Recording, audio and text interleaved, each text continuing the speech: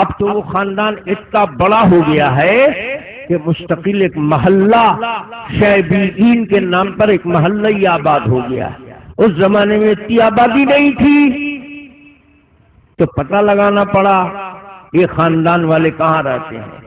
مولانا رفیع الدین عثمانی رحمت اللہ علیہ اس خاندان والے تک پہنچے۔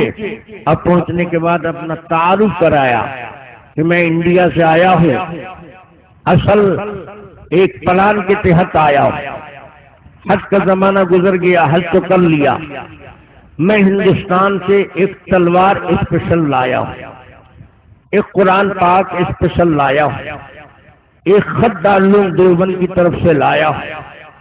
یہ بتاؤ تمہارے خاندان میں چابی ایک کے بعد دوسرے کے پاس کیسے جاتی ہے، کیا سلسلہ ہے؟ تو ان لوگوں نے بتایا کہ الاکبر فالاکبر، خاندان میں جو بڑا بھائی ہوتا ہے اس کے ہاتھ میں چابی رہتی ہے، وہ انتقال کر جاتا ہے تو جو اس کے بعد بڑا ہے اس کے پاس چابی جاتی ہے۔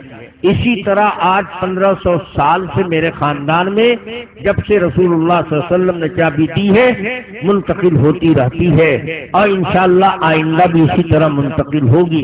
تو مولانا رفیع الدین عثمانی نے بتایا کہ دیکھو امام مہدی مکہ مکرمہ آئیں گے، حدیث میں ہے کہ وہ طواف کرتے ہوں گے کہ غیب سے آواز آئے گی اور لوگ پہچانیں گے کہ یہی مہدی ہے۔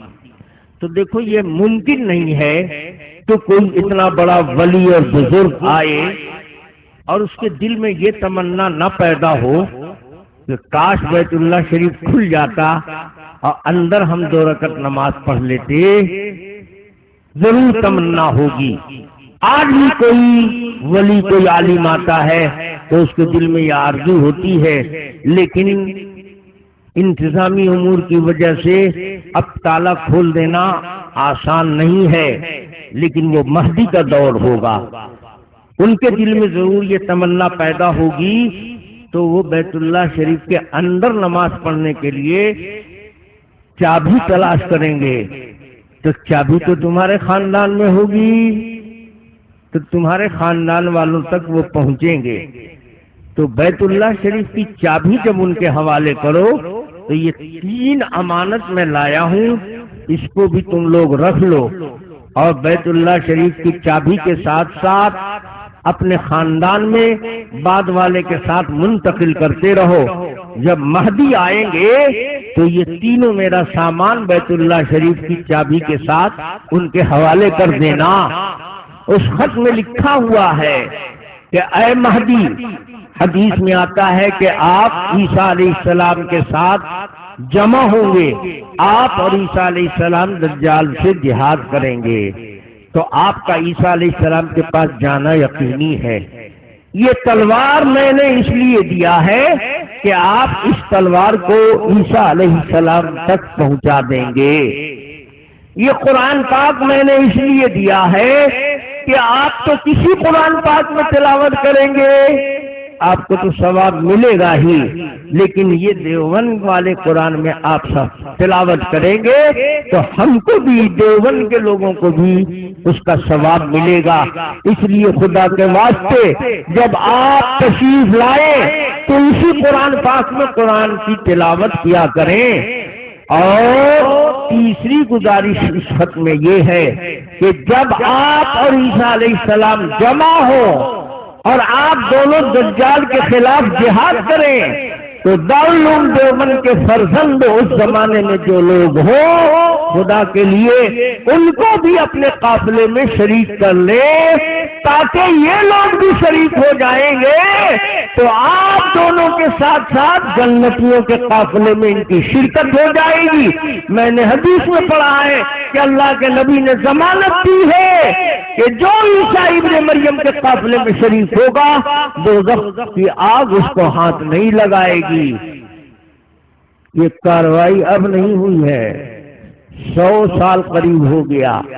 انڈیا سے کئی لاکھ حاجی ہر سال جاتے ہیں حج کرنے۔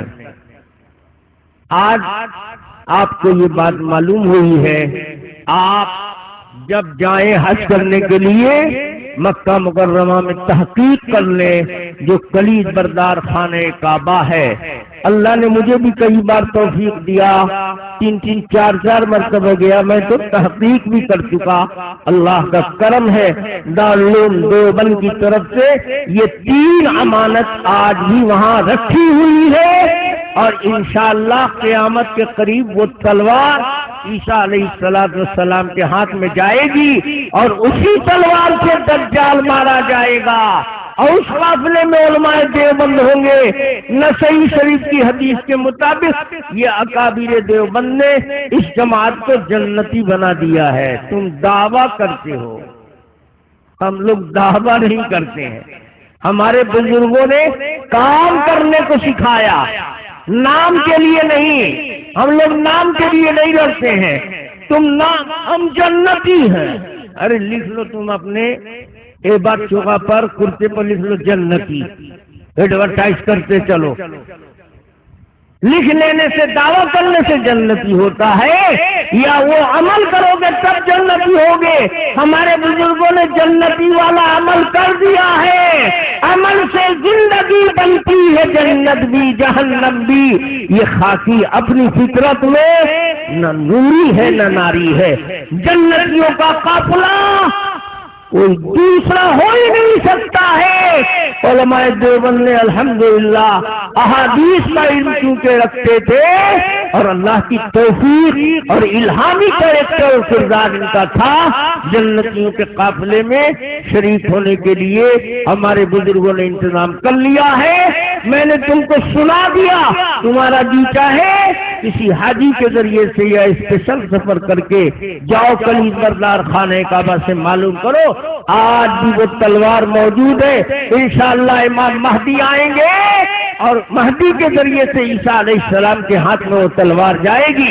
حدیث میں آتا ہے یقتل بحربۃ، دھاردار ہتھیار سے مارا جائے گا دجال، گولی سے نہیں مارا جائے گا، بم سے نہیں مارا جائے گا، وہ دھاردار ہتھیار دیوبند کی تلوار دیوبندی سے اور دجالی سے ایسے ہے۔